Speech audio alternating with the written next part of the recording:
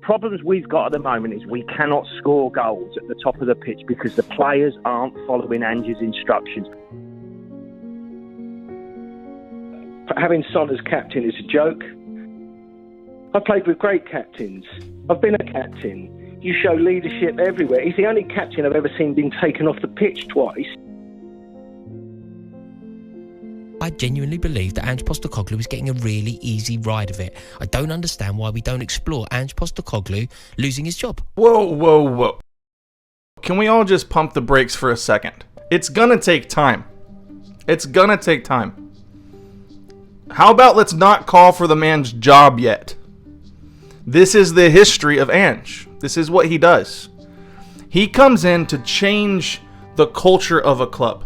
He has a very particular type of player that he wants playing for him.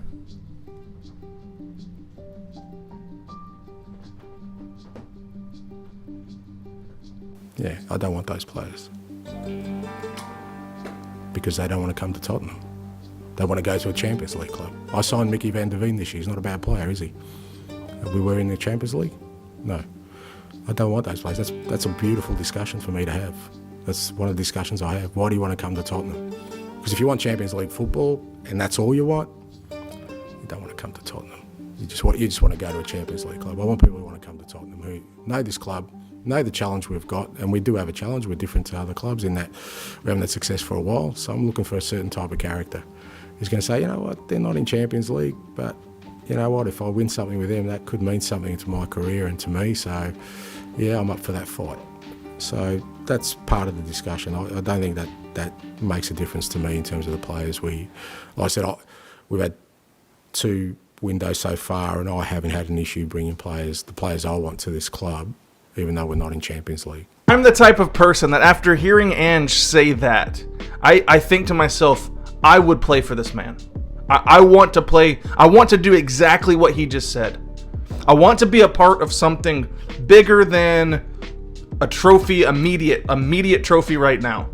I want to do something bigger than that. I want to be a part of the reason why Spurs go from being a laughingstock and a joke to being a successful club. You don't like losing. It affects confidence. It affects belief. It affects mood. All those kind of things. So, as a sort of the manager, you've got to make sure that you don't compound that by adding to the stresses in the wrong way, you know. And ultimately, my job is to lead us out of that, not to kind of focus on us being in it at the moment. And but to be fair to the lads, like they're still very, very sort of positive about the direction we're heading, and they're frustrated with obviously the last 4 games. You know, there've been different performances in there. It's not like it's been a total sort of wipeout for us. There's been some positive things through that, but ultimately the best way to get out of it is to put on a performance, get a result, but then you go back to process. How do you get a performance? Well, you've got to make sure you're training well and you're preparing well. The best that I can tell, what's going wrong for Spurs right now is we're not finishing the attack. The whole philosophy that Ange has built throughout his career has been to score.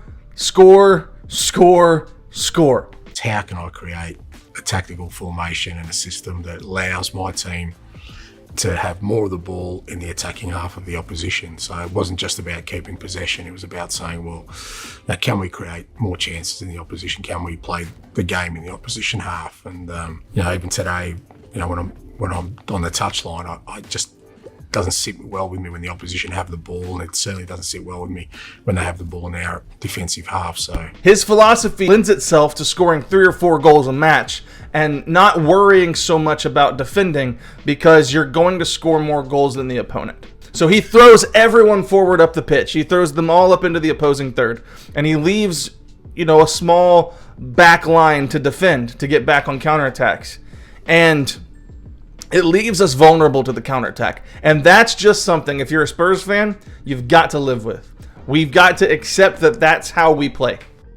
We are going to concede goals as a result of our very reckless, quote-unquote, rest defence this season, next season, the season after.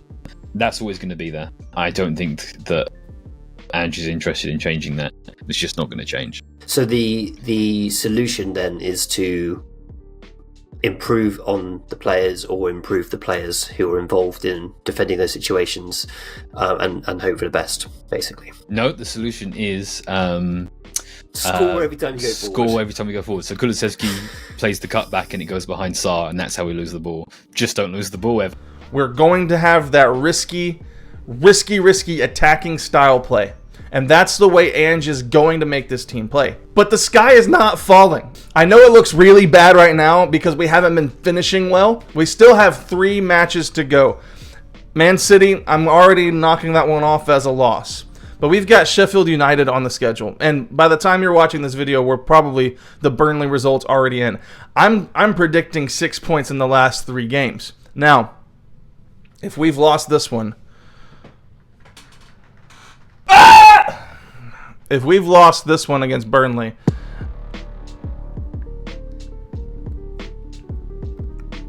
what I'm saying still rings true. We're going to have to trust Ange. Give him a big summer transfer window. Give him a chance to get the quality players that he's looking for.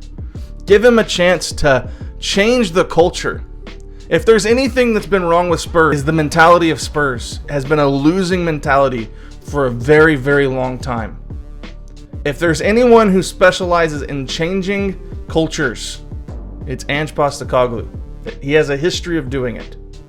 And I trust that he's going to do that here. This is why I want to be a fan of Spurs. I want to be a fan when it happens.